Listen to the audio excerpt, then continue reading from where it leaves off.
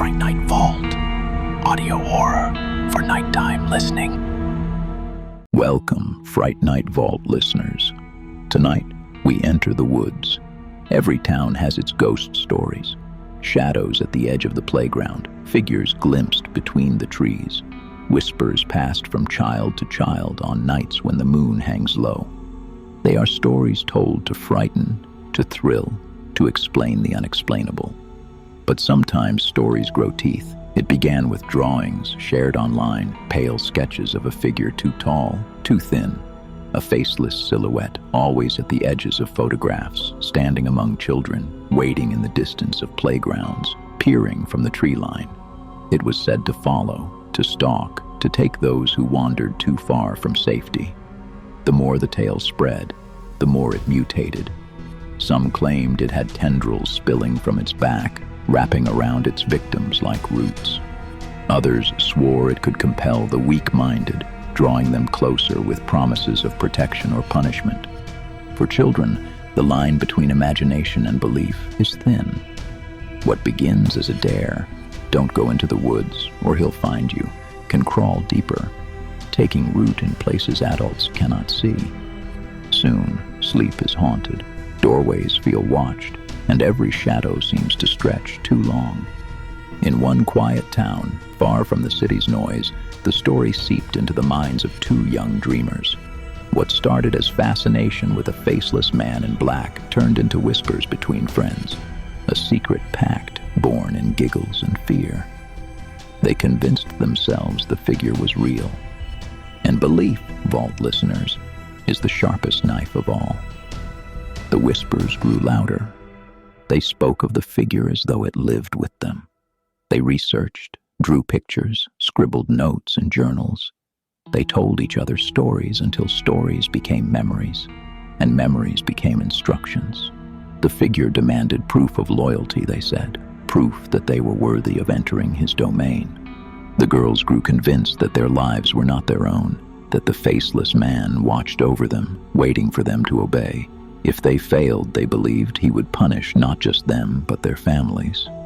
Fear turned into obsession, obsession into duty. A plan was born.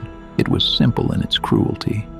One would distract, the other would strike. Their target was not an enemy, but a friend, someone they trusted, someone who trusted them. They invited her into the woods, where shadows swallowed sound and the trees themselves bent close to listen. The friend laughed, unaware of what had been decided for her. The air hung heavy with silence, broken only by the crunch of leaves beneath their feet. The two whispered to each other in broken tones. Hesitation clawed at them, but belief pressed harder. The figure demanded blood, and so they obeyed. The attack was frenzied, disorganized, but filled with a violence that belied their age. One moment, the three stood together in the quiet of the woods.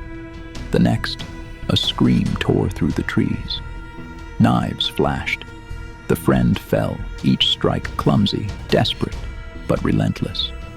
She tried to crawl away, to escape, but the blows followed, cutting deeper, faster, until the leaves beneath her turned slick.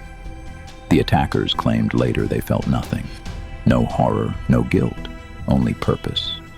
They told themselves the figure was watching, standing just beyond the trees, faceless and tall, waiting to see if they were truly his. The friend, though stabbed again and again, did not die. She begged, pleaded, cried. She asked why, but the answer was already written in their minds, not for her, but for him. At last, she was left in the dirt, broken and bleeding. Her attackers fled, certain that their work was done, certain they had proven themselves. They believed he would come for them now, guide them into his dark kingdom, grant them safety under his faceless gaze. But she did not die. With strength born of sheer will, the victim dragged herself from the woods, crawling inch by inch, blood trailing behind her, until she reached a roadside where help awaited.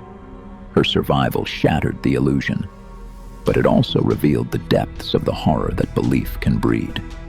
The forest was quiet again, but the silence no longer meant safety. A young girl, broken and bleeding, had pulled herself from the trees inch by inch, dragging her body through the dirt. Every scrape of her hands against the soil was defiance, every breath a refusal to surrender. She was not supposed to survive, but she did. And that survival shattered the illusion her attackers had built around themselves. The news spread quickly. Parents, neighbors, teachers, they all asked the same question. How could this happen?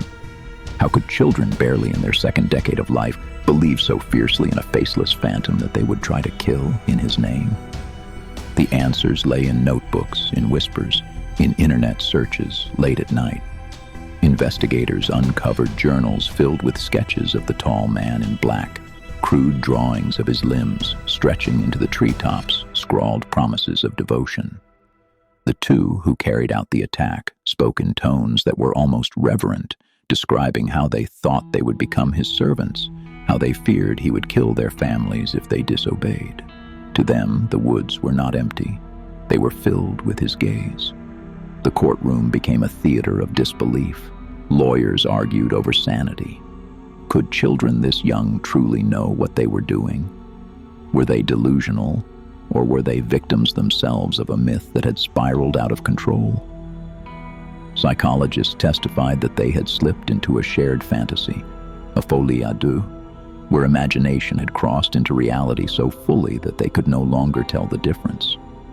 But to the victim, there was nothing fantastical about what happened.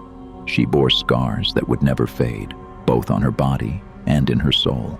She had trusted her friends, and that trust had been shattered in the most violent way imaginable. She survived, yes, but survival meant reliving the night again and again in memory. And so the world was forced to confront a terrifying truth. Sometimes it is not the monster in the shadows that kills. It is the story of the monster, whispered enough times, believed strongly enough that it drives the weak-minded to act in its name. Slenderman was never real. He was born in 2009 on an internet forum as a piece of fiction, a doctored photograph meant to entertain, to frighten, to spark creativity. But what began as harmless invention grew into a legend, and in the minds of two children, legend became law. The incident sparked debates around the world. Could the internet itself be dangerous? Were stories, creepypastas, and myths breeding grounds for violence? Parents demanded answers, while experts warned that belief, when nurtured in darkness, can grow sharper than any blade. The attackers were found not guilty by reason of mental illness and committed to psychiatric institutions, but their names were etched forever into the lore of this faceless phantom, not as his victims, but as his disciples. The story you just heard is no invention. You can look it up. It is called The Slenderman Stabbing, which took place in Waukesha, Wisconsin in 2014. Two 12-year-old girls lured their friend into the woods and stabbed her 19 times, all to prove their loyalty to a figure that never existed. Their victim lived, but the scars she carried became a warning the world would never forget. So remember this, Vault listeners. Evil does not always wear flesh. Sometimes it wears only words.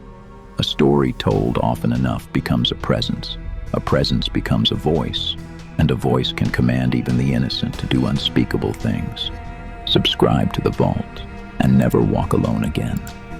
We upload daily, and one night, the story whispered in the dark may be the one that compels someone you trust to turn on you.